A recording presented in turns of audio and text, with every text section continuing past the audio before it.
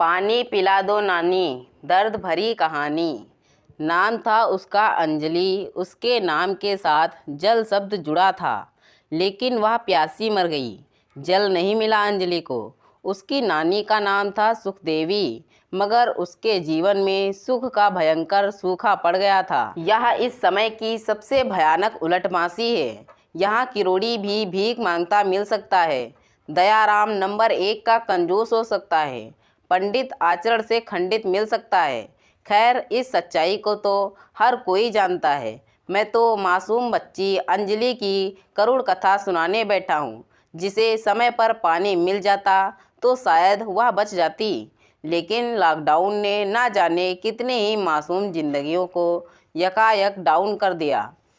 अच्छे अच्छे लोग कोरोना रूपी काल के गाल में समा गए। अंजलि के गांव पानीपुर से 30 किलोमीटर दूर उसकी नानी सुखी देवी का घर था। हर साल अंजलि कुछ दिनों के लिए नानी के पास चली जाती थी।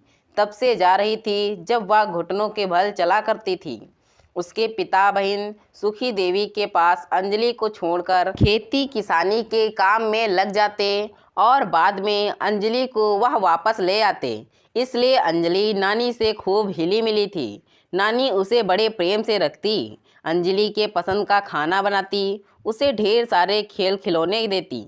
हालांकि सुखी देवी बहुत बहुत पैसे वाली नहीं थी, लेकिन इतनी गरीब भी नहीं थी कि अंजलि की कोई ख्वाहिश ही पूरी ना कर सके।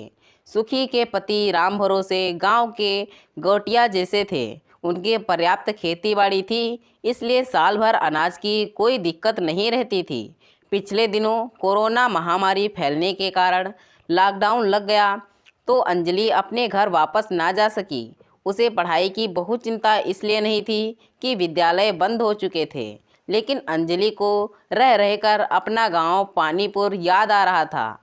एक दिन उसने नानी से कहा, अब मुझे घर जाना है। नानी बोली, मगर जाएगी कैसे, लॉकडाउन लगा है बेटी, गाड़ी वाड़ी चल नहीं रही हैं, पैदल 30-40 किलोमीटर जाना संभव ना होगा, तू भी थक जाएगी और इस बुढ़ापे में मेरी हालत भी खराब हो जाएगी, इसलिए कुछ दिन और रुक जा, जब गाड़ी चलने लगेगी तब अपने आप चलेंगे।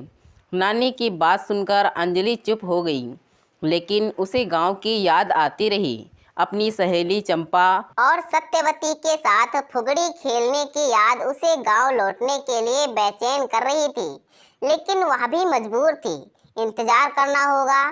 जब कोई गाड़ी चल ही नहीं रही है तब आखिर जाए तो जाए कैसे। हालांकि अंजलि ने टीवी पर देखा था कि लोग लंबी लंबी दूरी पैदल चलकर पार कर रहे हैं। किसी के पास साइकिल है तो साइकिल से 500 किलोमीटर की यात्रा कर रहा है।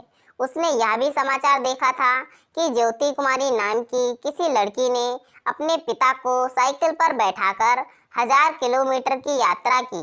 अंजलि यह सोचकर चकित थी कि कैसे कोई इतनी हिम्मत कर लेता है। अंजलि इस बात से भी दुखी थी कि कोरोना वायरस के कारण लोग मर रहे हैं। पता नहीं यह बीमारी कहाँ से आई है, लेकिन गांव-गांव तक पहुंच गई है। हर समय नाक और मुंह ढक के रखना पड़ता है।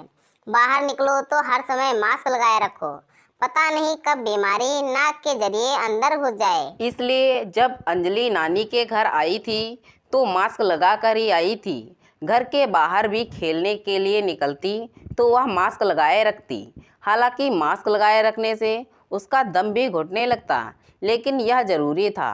अंजलि नानी के साथ 2 किलोमीटर दूर पानी भरने जाती। गांव में कोई बावली ना थी। 2 किलोमीटर दूर बावड़ी में पानी भरा रहता, जो किसी चमत्कार से कम नहीं था, वरना तो गांव वाले बिना पानी के दम ही तोड़ देते। गांव के लोग तपती दोपहरी में पैदल जाते और 1-2 गगरी जल लेकर लौटते। अंजलि भी छोटी सी गगरी लेकर नानी के साथ चली जाती और उसे भर कर लौटती। हालांकि रास्ते में बहुत सा पानी छलक कर गिर भी जाता, लेकिन अंजलि को बड़ा अच्छा लगता, क्योंकि पानी अंजलि के शरीर पर ही गिरता। तब उसे लगता कि मेरा नहाना हो गया। गांव के लोग बड़ी सावधानी के साथ पानी का उपयोग करते। थोड़ा पानी खाना बनाने और पीने के लिए रखते और थोड़े से पानी से नहाना कर लेते। नहाना क्या, कपड़ा गीला करके लोग बदन को पोंछ लेते, फिर गमछे को निचोड़कर पानी किसी बर्तन में बचा कर रख लेते, जिससे कुछ बर्तन साफ करते। पानी की ऐसी भयंकर किल्लत अंजलि के गांव पानीपुर में थी। वहां तो 4-5 किलोमीटर दूर तक कहीं कोई हैंडपंप ना था, कहीं कोई बावड़ी भी नहीं थी। हालांकि सरकार ने घर घर पानी की योजना की घोषणा जरूर कर रखी थी, लेकिन घोषणा केवल घोषणा होती है। पानी की कोई व्यवस्था सरकार कर ही ना सकी। मजबूरीवश गांव की महिलाएं सुबह उठकर पानी भरने 5 किलोमीटर पैदल जाती और पानी भरकर वापस लौटती। थकी हारी दिन भर गर्दन दुखती रहती। गांव के मर्द कमाने शहर चले जाते और वे भी देर रात लौटते, मगर लॉकडाउन के चलते वे भी घर बैठ गए। सबके सामने यही चिंता थी कि लॉकडाउन लंबा चला तो भोजन की व्यवस्था भी मुश्किल हो जाएगी। घर का रखा अनाज खत्म हो रहा था। ऐसी स्थिति में सुखी देवी ने यही सोचा कि घर का अनाज खत्म हो जाए, इसके पहले अंजलि को उसके गांव पहुंचा देना ठीक रहेगा। इसी बहाने एक व्यक्ति का बोझ तो कम होगा। यही सोचकर सुखी एक दिन अंजलि को लेकर पानीपुर के लिए रवाना हो गई। उसे उम्मीद थी कि रास्ते में शायद कोई गाड़ी वाला मिल जाएगा, लेकिन वह निराश हो गई। रास्ते में कोई वाहन नहीं मिला। 40 किलोमीटर की पदयात्रा मजबूरी थी। नानी ने अंजलि से पूछा, पैदल चल लेगी? अंजलि ने मुस्कुराते हुए कहा, चल लूँगी नानी। लेकिन अंजलि को क्या पता था कि उसे आधा किलोमीटर नहीं 40 किलोमीटर तक पैदल चलना है। 1-2 किलोमीटर चलने के बाद ही अंजलि को लगा आगे की यात्रा कठिन होने वाली है, लेकिन उसे पानीपुरी तो पहुंचना ही था। लेकिन वह नानी के साथ चलती रही। सफ़र लंबा था। बीच बीच में अंजलि को प्यास भी लगती, तो आसपास कहीं बावड़ी देखने पर अंजलि अपनी प्यास बुझा लेती। पास में रखी बोतल में पानी भर के घोट घोट पानी पीते हुए अंजलि अपनी नानी के साथ आगे बढ़ रही थी। लेकिन दोपहर की गर्मी ने कहर बरपाना शुरू किया तो प्यास और भी तेज होती चली गई। घूंट घूंट पीते हुए अंततः पूरी बोतल ही खाली हो गई। जब व्यक्ति के पास पानी की व्यवस्था ना हो, तब ना जाने क्यों प्यास और तेज हो जाती है। अब अंजलि को खूब जोर से प्यास लगी। पास रखी खाली बोतल को उसने उल्टा करके मुंह से लगाया तो 2 बूंद हलक तक उतरी, लेकिन प्यास ना बुझ सकी।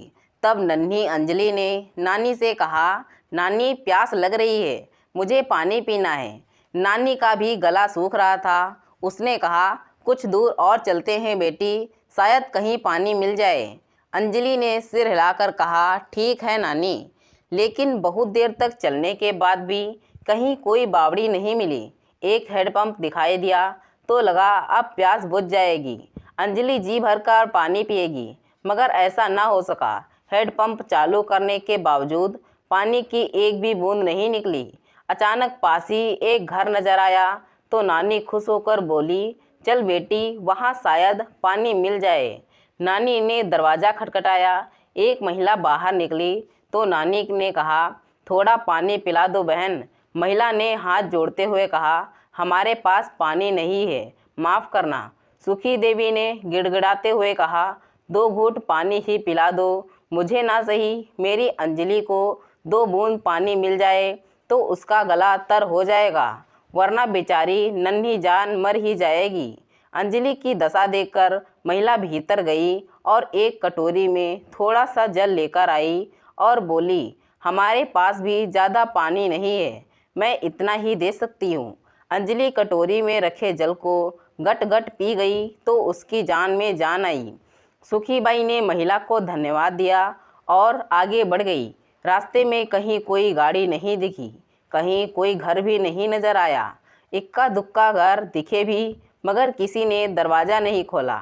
शायद सब जानते थे कि कोई राहगीर होगा, पानी ही मांगेगा। अगर सामने वाले को पानी दे देंगे तो उनके लिए क्या बचेगा। मजबूरी में लोग निर्मम बन गए।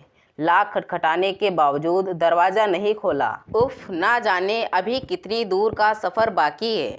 सुखी देवी बुदबुदाई, शायद अभी तो 10 किलोमीटर भी नहीं चल सके हैं और ये हाल है। सुखी नानी का भी गला सूख रहा था।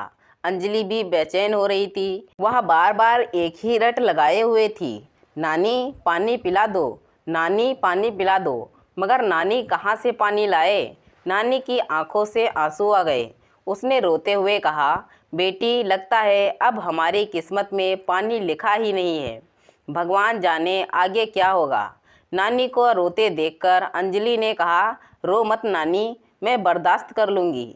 चलते हैं आगे, शायद कहीं पानी मिल जाए। सुखी देवी और अंजलि चलते गए लेकिन कहीं पानी नहीं मिला तो नहीं मिला। 2-3 किलोमीटर चलने के बाद आखिरकार अंजलि ने प्यास के सामने घुटने टेक दिए। वह सड़क के किनारे ही गिरकर बेहोश हो गई। नानी जोर से चीखी, अंजलि! फिर उसे गोद में उठाकर सड़क के किनारे एक सूखे दख्त के किनारे बैठ गई और फूट फूट कर रोने लगी। हाय मेरी अंजलि को ये क्या हो गया? हाय मेरी अंजलि! अंजलि बेसुध पड़ी थी। सुखी देवी ने उसकी छाती पर कान रखकर धड़कन सुनने की कोशिश की, फिर दहाड़ मारकर रो पड़ी। मेरी अंजलि! अंजलि ने प्राण त्याग दिए थे। अब मैं क्या करूं? कहाँ जाऊं? सोचकर सुखी देवी छाती पीट पीट कर रोए जा रही थी। तभी अचानक वहां से पुलिस की गाड़ी निकली।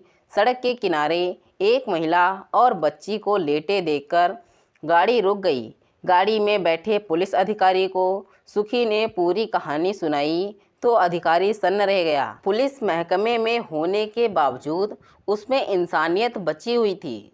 उसने फौरन अंजलि को गोद में उठाया और सुखी को गाड़ी में बिठाकर तेजी से आगे बढ़ गया। आधे घंटे बाद गाड़ी एक सरकारी अस्पताल के बाहर खड़ी थी। अधिकारी अंजलि को गोद में उठाकर भीतर ले गया। डॉक्टर ने अंजलि को चेक किया और कहा, बहुत देर हो गई है, बच्ची डिहाइड्रेशन का शिकार होकर मर गई है। सुखी का गला भी बुरी तरह सूख गया था। वह बोली, साहब अब शायद मैं भी मर जाऊंगी, मुझे भी प्यास लगी है। इतना सुनना था कि पुलिस अधिकारी ने अपनी गाड़ी में रखी पानी की बोतल लाकर सुखी को दे दी। सुखी ने बोतल को मुंह से लगाया। थोड़ा सा पानी हलक से नीचे उतरा, मगर पानी पीते ही वह बेहोश हो गई। अचेत होते होते सुखी देवी के कानों में एक ही वाक्य रह रहकर गूंज रहा था, पानी पिला दो नानी, पानी पिला दो। तो दोस्तों, यह थी हमारी आज की कहानी। अगर यह कहानी आपको पसंद आई है तो कृपया इसे लाइक करें और कहानी पर अपनी राय देने के लिए इसमें कमेंट करें। दोस्तों, ऐसी ही और कहानियाँ सुनने के लिए हमारे चैनल को सब्सक्राइब करें। धन्यवाद दोस्तों। Thanks for watching this video.